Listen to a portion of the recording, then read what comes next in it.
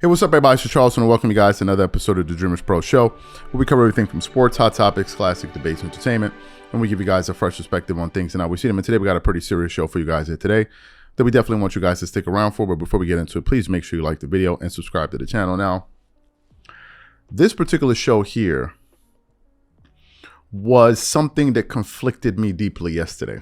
What do I mean? As y'all know, Russell Westbrook was the punching bag for the media last year because of, for the struggles that the Lakers went through. And I think it's fair, and I think it's important that we state from the onset that Russell Westbrook played a significant role in the amount of criticism he got because he did play very poorly last year. There's no two ways to slice it, right? But the way he was portrayed in the media, he was clearly being scapegoated from a day-to-day basis.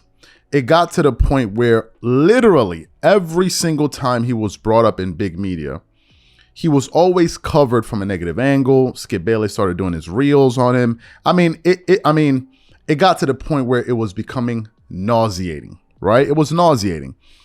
And at one point, Russell Westbrook's wife last year came out and asked Skip Bayless if he would stop referring to her husband as Russell Westbrook, because that was, they were talking about his family name, and she thought they were going to, a step too far. Some people came out there and said, no, it's par for the course. If they make fun of your name, play better, right? A lot of people said that, and a lot of people made excuses for it. This season, as y'all know, the Lakers are probably the 13th seed in the Western Conference. Last time I checked, I think they're sitting on the 25 and 28 record, if I'm not mistaken, on 24, 20, whatever. They're not good. And the trade deadline approached, and Russell Westbrook got traded. One would have thought that, okay, he's been traded.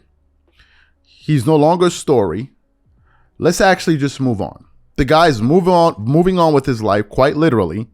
So I think it's time we close the chapter on Russell Westbrook's time in LA. But for whatever reason, some people just cannot seem to be mature enough to cover this guy in a mature way. Yesterday on ESPN, I was watching a segment, and essentially what they were doing was they were reacting to the aftermath of Russell Westbrook being traded away from the LA Lakers. And while they were talking about him, they referred to Russell Westbrook in a way that I've never heard a professional athlete, especially one at that level, be referred to on live TV. So before we go too far, I want to play the comments that they had to make about Russell Westbrook, and then we're going to come back and react to it. Take a listen to that. Melbourne, Dave, I want to start with you because so many folks were calling for an end to the marriage between the Lakers and Russell Westbrook long before it happened. Why now? Well, this was the time to do it. Russell Westbrook was not going to be part of the team after this summer when his contract expired. And also when his contract came off the books, the Lakers would have less money to deal with in the free agency period this summer. So you had to do it if you wanted to get those pieces you could have part of the team moving forward. You get younger, you got shooting, you got switchable defenders. And as one source told me, you remove a vampire from the locker room. That meaning a vampire sucks the blood out of the locker room. Russell Westbrook moves on.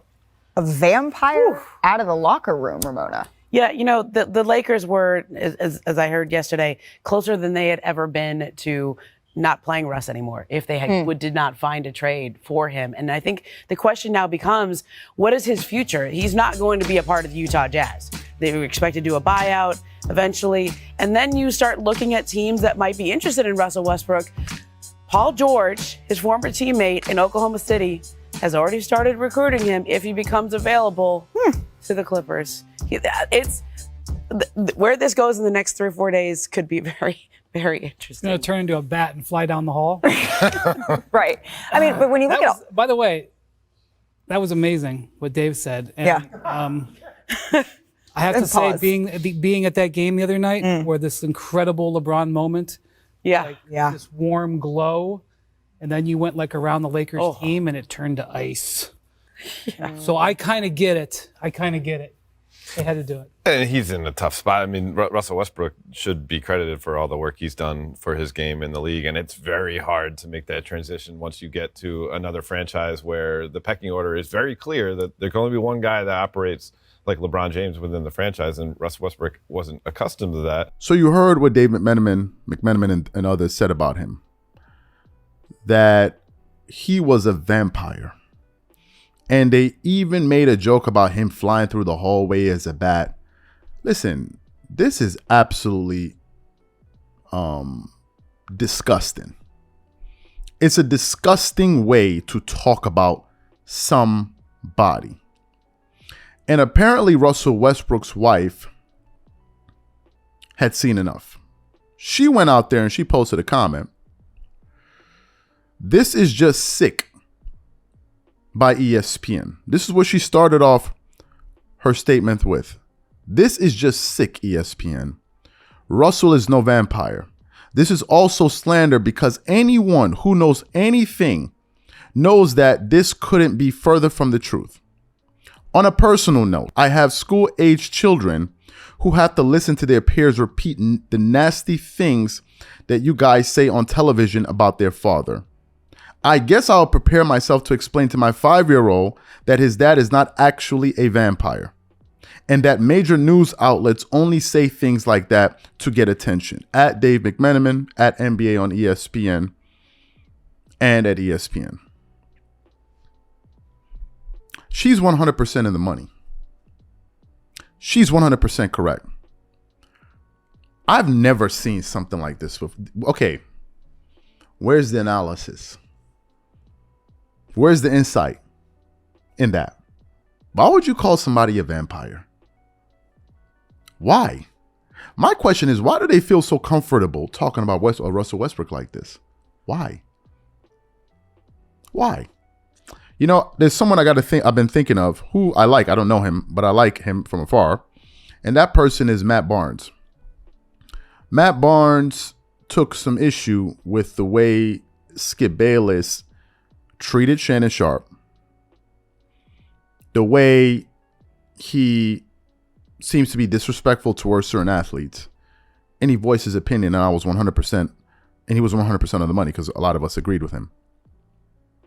But Matt Barnes works for ESPN, and I would have just have hoped that they would have had him on there in a segment like that, and I would have hoped that I just wish that he would have been able to say,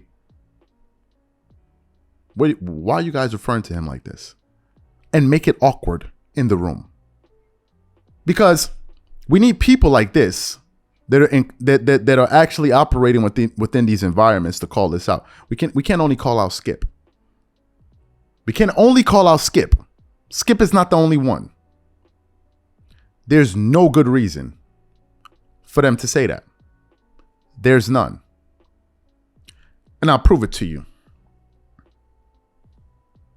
What do you think the response would have been if they were talking about the challenges that the Lakers were having in the locker room, and instead they were talking about LeBron James, and they said LeBron James is like a vampire? What do you think the backlash would have been? What do you think? It would have been, it would have been pretty incredible.